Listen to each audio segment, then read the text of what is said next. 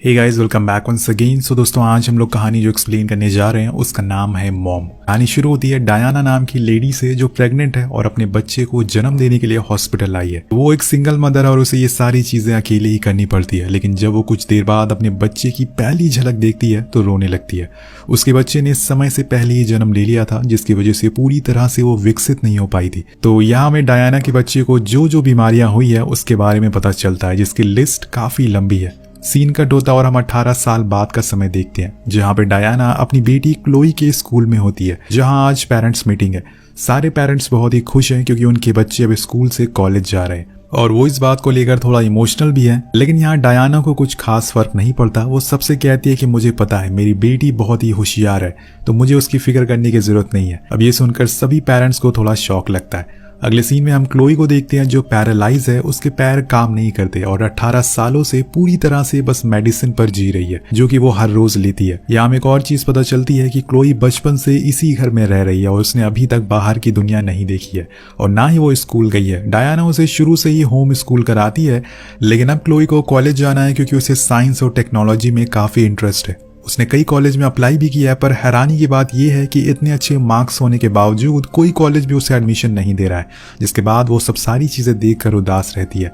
कुछ दिनों बाद जब डायना ग्रोसरी से कुछ सामान लेकर आती है तो क्लोई उस बैग में चौकोज ढूंढने लगती है और तभी उसे बैग में ग्रीन कलर के टैबलेट का बॉक्स मिलता है, जिस पर शॉकिंगली उसकी दवा पर उसकी माँ का नाम लिखा हुआ था। तो मे भी ये उनकी हो सकती है, क्योंकि अमेरिका में मेडिसिन जिसकी भी होती है उसका नाम उस पर लिखा होता है। अब रात होने पर वो यही बात अपनी मॉम से पूछती है तो वो कहती है कि ये तुम्हारी ही दवा है, असल में तुम्हारे डॉक्टर ने मेडिसिन चेंज कर दी है और अब से तुम यही खाओगी। तो वो कहती है कि इसमें तो आपका नाम लिखा है, मुझे लगा कि ये आपकी होगी। तो वो बोलती है कि नहीं, गलती से इसमें टाइपिंग मिस्टेक हो गई है। जिसके बाद वो उसे खा लेती है और सो जाती है। लेकिन कुछ देर बाद हम उसे जगा हुआ देखते हैं। उसके दिमाग में कुछ डाउट आ रहे थे। उसे जानना था कि आखिर वो जिस मेडिसिन को इतने सालों से खा रही है उसका यूज क्या है, उसे खाने से क्या होता है। तो वो नेक्स्ट मॉर्निंग का वेट करती है और जब डायना घर से बाहर जाती है तो वो उसी ग्रीन टैबलेट को उठाती है और उसे देखने लगती है। लेकिन इस बार उस टैबलेट पर क्लोई का नाम था। लेकिन जब वो रैपर को हटाती है तो वो पूरी तरह से हैरान रह जाती है। उसके नीचे उसकी मॉम का नाम लिखा हुआ था और वो सोचने लगती है कि आखिर ये सब चल क्या रहा है, वो किसकी दवाएं खा रही है, खुद की या फिर अपनी मॉम की। यानी कि सारी बातें उसके दिमाग में घूमने लगती और तब तक उसकी मॉम घर में आ जाती है। वो पढ़ने का नाटक करने लगती है। अब रात हो जाती है। क्लोई सोचती है कि क्यों ना इस मेडिसिन के बारे में इंटरनेट पर चेक करा जाए। वो धीरे से नीचे जाती है गूगल पर इसके बारे में चेक करने, पर हैरानी की बात यह थी कि उसके घर का इंटरनेट बंद कर दिया गया था। उसी दौरान हम क्लोई के पीछे डायना की परछाई को देख, जो उस पर नजर रख रही थी कि वो क्या क्या कर रही है और क्या पता उसने ही इंटरनेट बंद किया हो। कहानी आगे बढ़ती है और एक दिन डायना जब बाहर गार्डनिंग कर रही होती है तो क्लोई मौके का फायदा उठाकर फार्मेसी को फोन करती है ताकि इस मेडिसिन के बारे में जान सके। लेकिन फार्मेसी ओनर को लगता है कि ये डायना बोल रही है, क्योंकि उन्हें उनका नंबर मालूम था। इसलिए क्लोई फोन कट कर देती है ताकि उसके मॉम को ये पता ना चल सके।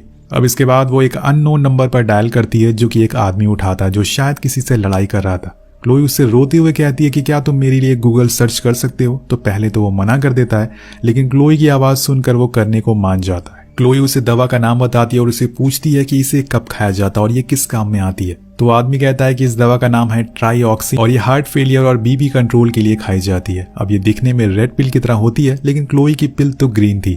अब ये सुन के वो शॉक हो जाती है कि क्या सच में ये मेडिसिन उसे ठीक कर रही है। अगले दिन वो डायना से जिद करती है कि वो उसे मूवी दिखाने के लिए ले जाए और बहुत कहने के बाद वो हाँ कर देती है। अब वो लोग मूवी के लिए रेडी होते हैं, लेकिन जाने से पहले क्लोई उन सारी पिल्स को अपने पास रख लेती है। इसके बाद वो लोग थिएटर पहुंच जाते हैं। कुछ देर बाद क्लोई बाथरूम का बहाना बनाकर बाहर आ जाती है और थिएटर के सामने वाले फार्मेसी पर जाती है। ये वही जगह थी जहां से डायना क्लोई के लिए सारी दवाइयां लेके आती थी। तो क्लोई को देखकर वहां की शॉप ओनर पहचान जाती है, जिसके बाद वो उसे वही पिल देते हुए पूछती है कि क्या आप बता सकती हैं ये किस चीज की है। लेकिन वो शॉप ओनर ऐसा करने से मना करती है क्योंकि ये मेडिसिन उसकी मॉम के नाम पर थी और इसके बारे में बताना एक कॉन्फिडेंशियल है। लेकिन यहाँ क्लोई उससे झूठ बोलती है कि वो और उसकी मॉम एक गेम खेल रही हैं, जहाँ पे उसके टास्क मिला है कि उसे इस मेडिसिन के बारे में पता लगाना है।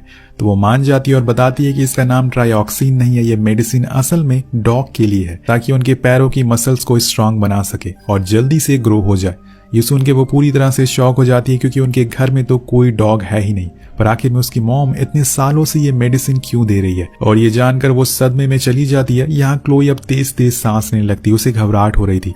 उधर डायना भी उस फार्मेसी तक पहुंच गई थी, लेकिन उससे पहले ही वो लेडी से पूछ लेती है कि अगर इसे कोई इंसान कंज्यूम करे तो क्या होगा। तो वो कहती है कि उसके लेग्स सुन पड़ जाएंगे और वो चल नहीं पाएगी। और ये सुनकर क्लोई बेहोश होने लगती है और उसे पैनिक अटैक आने लगता है। लेकिन तभी वहां पर डायना आ जाती है और उसे एक इंजेक्शन देकर सुला देती है। पर आखिर वो उसे क्या छुपा रही है, वो इतने सालों से उसके डॉग की मेडिसिन क्यों खिला रही है। अब घर आने पर वो क्लोई का रूम लॉक कर देती है और इसके बाद वो फ्रेश होने जाती है, जहाँ पे हम उसके बैग पर कुछ अजीब से निशान देखते हैं, जैसे कि उसे किसी ने मारा हो। थोड़ी देर बाद उसी फार्मेसी ओनर को वो कॉल लगाती है और उसे माफी मांगती है, जिसके बाद हम देखते हैं कि वो अपनी फैमिली डॉक्टर को एक मेल भी लिखती है कि क्लोई की तबीयत अब बिगड़ती जा रही है। लेकिन उसे सेंड करने से पहले वो उसे ड्राफ्ट में डाल देती है, जिसके बाद वो कुछ हाउस होल्ड नाइट्रोऑक्सीन कुछ ऐसी चीजें सर्च करती है और फिर अगले दिन कुछ सामान लेने के लिए निकल जाती है। वहीं क्लोई जब सोकर उठती है तो उसे पता चलता है कि उसका रूम तो लॉक है, लेकिन वो एक होशियार लड़की की तरह एक गर्म रॉड लेकर अपनी रूम की खिड़की से बाहर आती है और बड़ी ही मुश्किल से उसने खुद को संभाला था और फिर उस रॉड से उस रूम की विंडो को तोड़कर वो अंदर आ जाती है और रेंगते हुए अपने रूम के पास जाती है। लेकिन वहां हम देखते हैं कि डायना ने रूम को बाहर से ऐसे लॉक कर रखा था जैसे अंदर कोई चोर हो। अब क्लोई जैसे ही रूम में जाती है, सबसे पहले तो वो इनहेलर लेती है और बाहर आकर व्हील चेयर की मदद से नीचे जाने लगती है। लेकिन हैरानी की बात यह थी कि डायना ने जाने से पहले वो भी बंद कर दिया था ताकि वो नीचे सीढ़ियों से ना जा सके। तो यहाँ क्लोई फैसला करती है कि वो बिना व्हील चेयर के नीचे जाएगी। सबसे पहले तो वो अपनी व्हील चेयर नीचे फेंक देती है, जिसके बाद वो खुद को नीचे ढकेल देती है, जिससे उसके पेट में बहुत तेज चोट भी लगती है। पर यहाँ वो अपने पैरों को पहली बार फील करती है, जैसे कि उसके पैरों में जान आ गई हो। कुछ देर बाद हम देखते हैं कि वो फिर से व्हील चेयर पर बैठती है और अब उसने बाहर का गेट खोल लिया था। वो फौरन बाहर आती है और रोड पर भागने लगती है। अब भागते हुए उसका एक्सीडेंट होने ही वाला था, लेकिन तभी ड्राइवर ट्रक रोक देता है। अब गौर करने वाली बात यह भी होती है कि ये ट्रक ड्राइवर कोई और नहीं बल्कि वही था जो क्लोई के सारे कॉलेज के लेटर लेकर आता था, जिस वजह से वो उसे पहचान लेती है और वो उसे सारी बातें बताती है कि उसकी मॉम उसे हर्ट करती है और आज तो हद हो गई, उन्होंने उसे रूम में लॉक भी कर दिया। ये सब सुन के टॉम फौरन उस पुलिस के पास ले जाने के लिए रेडी हो जाता है, लेकिन उन दोनों की किस्मत खराब होती है कि तभी वहां पर डायना आ जाती है और कार से उतरते ही वो रोना शुरू कर देती है, ये कहते हुए कि मेरी बेटी को क्या हुआ है। टॉम कहता है कि उसे कुछ नहीं हुआ, लेकिन क्लोई कह रही है कि तुम उसे रोज मारती हो। लेकिन डायना कहती है कि नहीं, उसके डॉक्टर ने मेडिसिन चेंज कर दी है, तभी वो कुछ दिनों से ज्यादा एग्रेसिव हो गई है, तुम टेंशन मत लो, मैं उसे घर ले जाती हूँ। लेकिन टॉम नहीं मानता और कहता है कि हमें उसे डॉक्टर के पास ले जाना चाहिए, उसे चोट भी लगी है। तो डायना मान जाती है, पर जैसे ही टॉम पीछे मुड़ता है वो उसे एक इंजेक्शन लगा देती है और अगले सीन में क्लोई को उसके बेसमेंट में लॉक हुआ देखते हैं। कुछ देर बाद जब उसे होश आता है तो वहां कुछ पेपर्स के नीचे दबे हुए लेटर्स मिलते हैं, जिन्हें देखकर वो फिर से शॉक हो जाती है। बेचारी को पता नहीं कितने शॉक मिलेंगे। ये लेटर दरअसल उसके कॉलेज से आए थे, वो क्लोई के एडमिशन के लिए रेडी थे उसके कॉलेज वाले, लेकिन आज तक डायना उसे झूठ बोलती रही कि उसे कोई लेटर नहीं आया, कोई कॉलेज उसे लेना नहीं चाहता। लेकिन दोस्तों, कहानी यहाँ पे खत्म नहीं होती, असली कहानी यहाँ से शुरू होती है। क्लोई की नजर एक फाइल पर जाती है जिसे शायद किसी ने छुपा कर रखा हुआ था, उसे बाहर निकालती है और यहाँ खुलते हैं कहानी के असली पत्ते, जो कि उसे और हमें दोनों को हैरान कर देते हैं। क्लोई को वहाँ पे एक डेथ सर्टिफिकेट मिलता है जो कि उसी के नाम का था। उसे एक न्यूज़पेपर आर्टिकल भी मिलता है जिसमें पता चलता है कि एक पेरेंट्स का बच्चा खो गया और वो सभी से मदद मांग रहे हैं उसे ढूंढने के लिए।